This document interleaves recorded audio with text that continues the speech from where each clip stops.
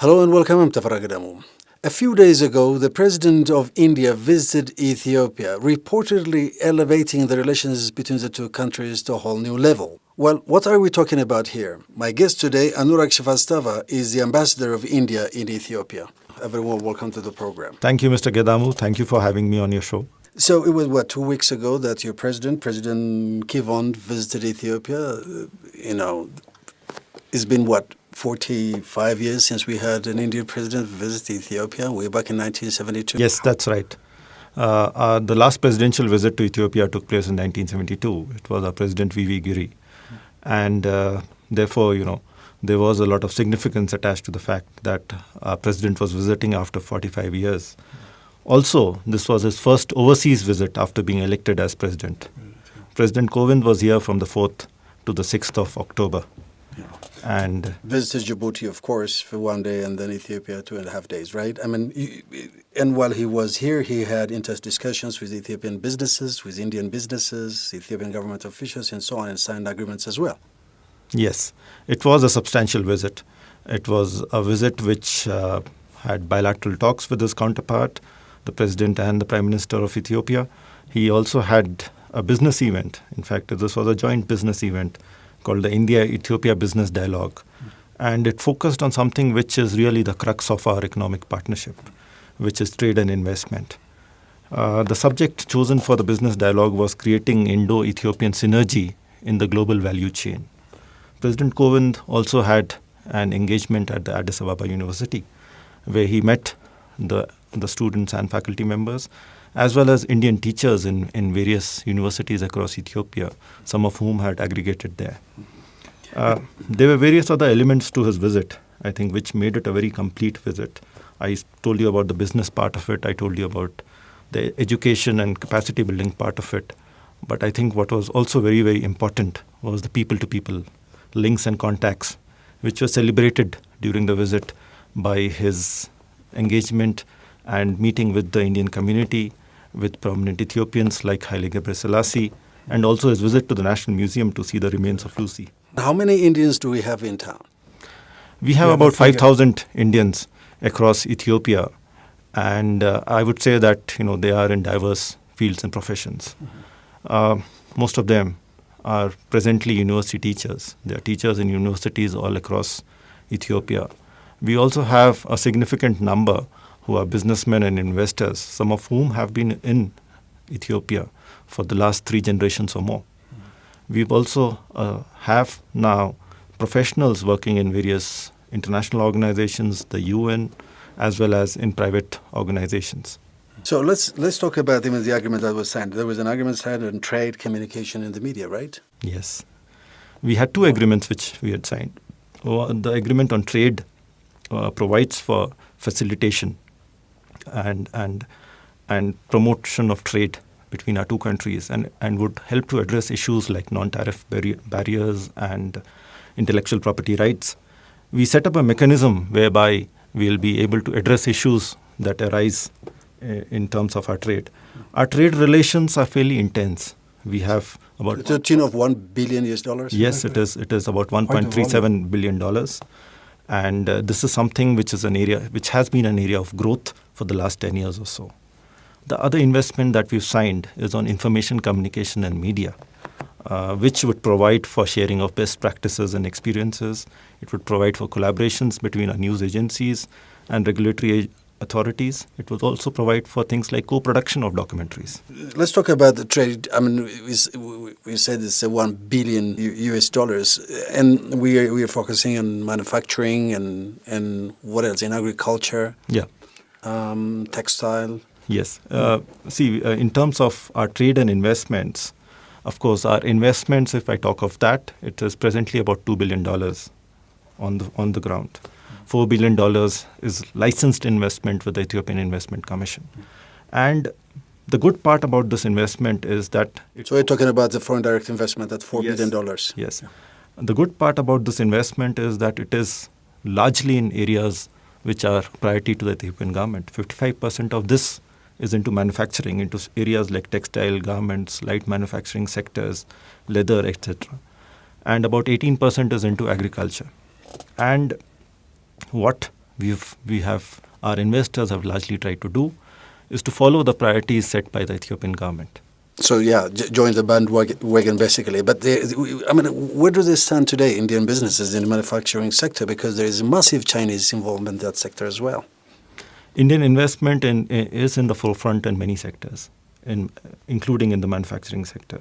Now, if I talk of textile and garments, there have been some big-ticket Indian investment in the last few years.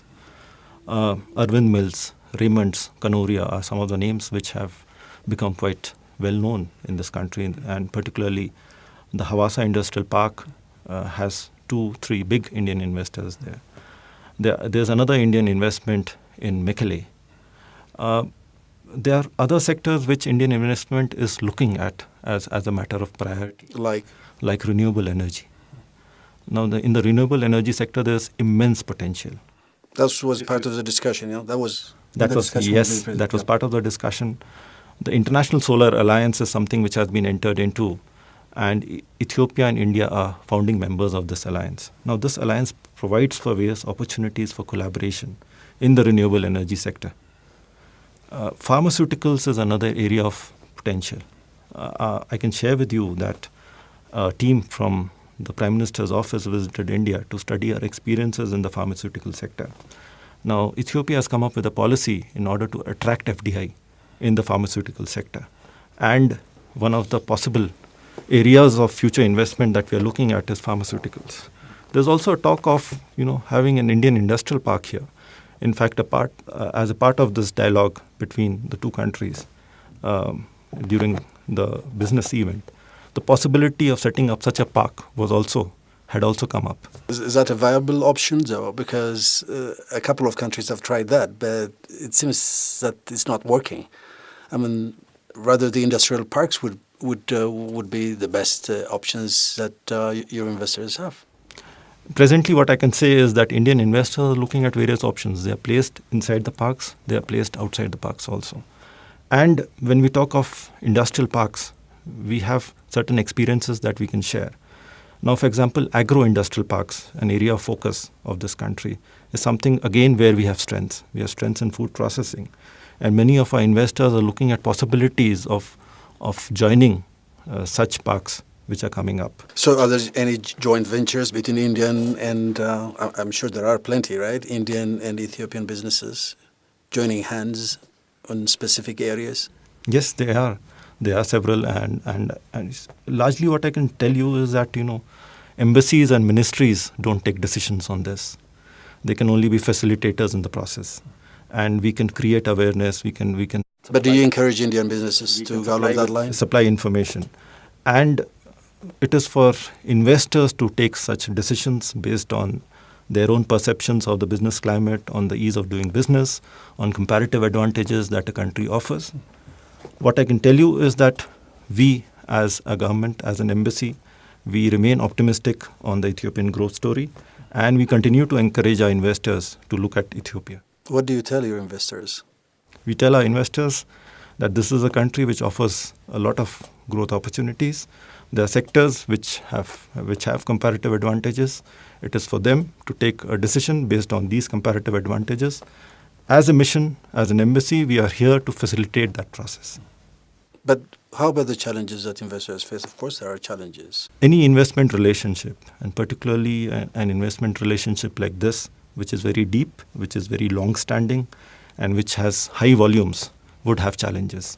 And I think what we do is that we work very closely with our counterparts in the Ethiopian government and other chambers of commerce, etc., to address those challenges. And I would say that we have found great support whenever we have raised an issue. So let's move on to education. There are many Indian teachers in public universities, right? Do they enjoy working here? Yes, certainly they do. And are they as qualified as professors who come from the West are, you think? What I can tell you is that, this is one of our core areas of collaboration. And if there's one thing which Indians have been associated with in this country, recently as investors, but earlier they have been associated with the teaching profession. And they've been coming here since the time of Emperor Haile Selassie. They went to remote parts of this country and took up these challenges. They have, I think, made a mark. And it is a matter of great pride for me when I come across Ethiopians in various walks of life who tell me that they had been in school taught by Indian teachers, and it is these teachers who've left a indelible mark on their life. Presently, I think this mantle has been taken over by teachers in universities, and they are in various parts of this country. They've entered into contracts with private universities who go to India for recruitment. And I would say that they've been doing well. And there are about more than 2,000 of them in various universities across Ethiopia. And they are contributing to the deep educational bonds and collaborations that we have between our two countries. And there are plenty of Ethiopians who are getting this training, educational opportunities in several universities in India. Right. It's been going on for a while now. Yeah, if I talk of our educational sector collaboration, it is not only these teachers in schools and universities who've come here. It is also a large number of Ethiopians who have been going to avail of training opportunities, of scholarship opportunities in India. We have a program called the Indian Technical and Economic Cooperation Program, which was launched in Ethiopia in the 1960s. It has become fairly popular. Today, we offer 270 training opportunities in India every year. We offer about 80 scholarships to various universities across India for students. If I put it all together, I can say that almost every day an Ethiopian boards the flight to India to avail of such training and scholarship opportunities. In fact, only last week, as a part of your Betre Science initiative, we sent about 600 students in one go to avail of various undergraduate, graduate and postgraduate courses in educational institutions in India. So I think this kind of training and educational collaboration is probably the strongest pillar of our bilateral partnership. It's also very interesting. It's not only students who go to India, university level education, but also there are plenty of Ethiopians that make India their destination as far as medical treatment is concerned. Yes, we have been in the last few years seeing an increasing growth in that particular trend. We issued about 1,500 visas last year for patients going from here to various hospitals in India. What I feel is that this is a sector of growth. This is something which we have been offering to various other countries across the world. But we also feel that this is something which the demand can be captured at source by partnering with Ethiopia. That was my next question. Why don't you build state-of-the-art, encourage your investors to build state-of-the-art? Exactly. We have been encouraging our investors, particularly our hospital majors, to look at possibilities of capturing this demand at source by setting up a tertiary medical care facility here. And I must say that earlier this year, we had a medical tourism exhibition where many hospital majors participated. All the major ones were here. And they did have some discussions and conversations. So I'm hopeful that something would materialize soon. How soon would that be, you think?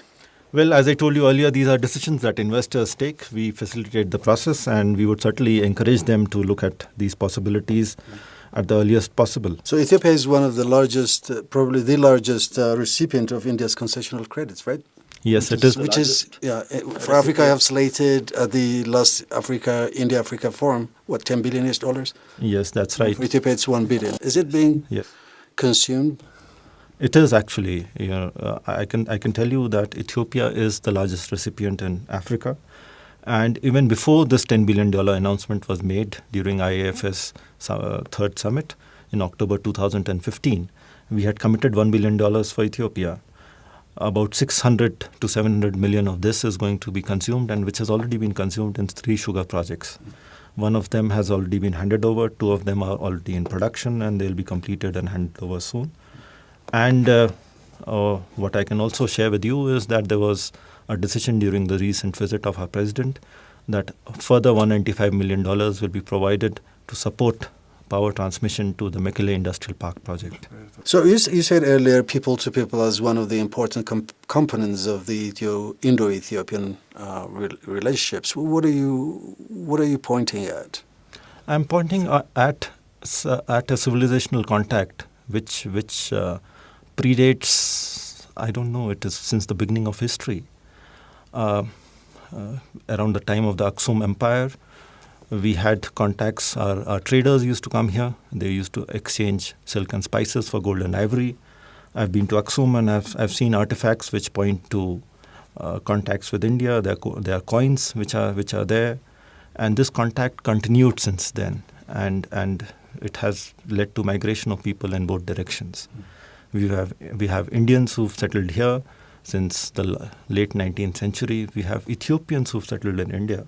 This is something which is not very well known, but we have a community called Siddhis in Western India who have Ethiopian origins. One of the generals during the Mughal period was Malik Ambar, who was from Harar in Ethiopia, and he set up a city in Western India. So, these civilizational contacts over a period of time probably explains the commonality between our two peoples in the way we dress, in the way we eat, in the way we look at the world. And what I can tell you is that these contacts have continued since then. We have traders coming here, we've followed by teachers, which we spoke about. Our soldiers came here to fight for the liberation of Ethiopia. The military academy in Harar was set up with Indian assistance. The first 3 commandants were Indians. So this kind of people-to-people contacts over a large period of time explains the degree of comfort that Ethiopians and Indians have with each other. And it also explains the strong cultural and commercial links that have kind of formed the pillars of our bilateral partnership. So that's one of the means that you're employing to push the agenda forward. Is that correct? That's right. Cultural commonalities and civilizational contacts need to be celebrated. And this is what we've been doing. We've been doing this by promoting greater links between our two peoples, by promoting greater connectivity, air connectivity between our two countries. We are also trying to promote these links at a people-to-people level. For example, through yoga. We celebrated the 3rd International Day of Yoga in June this year. And we were overwhelmed by the response that we got. More than 1,000 Ethiopians came to the event. And the turnout explained the kind of interest there is in things like yoga. Bollywood, Indian cinema, Indian music, Indian cuisine. This is something which is taken as a given here in Ethiopia. But that again explains the kind of strong bonds and links that we have. Well, Ambassador, thank you very much indeed. It was a pleasure having you on my show. Thank you, Mr. Tefera.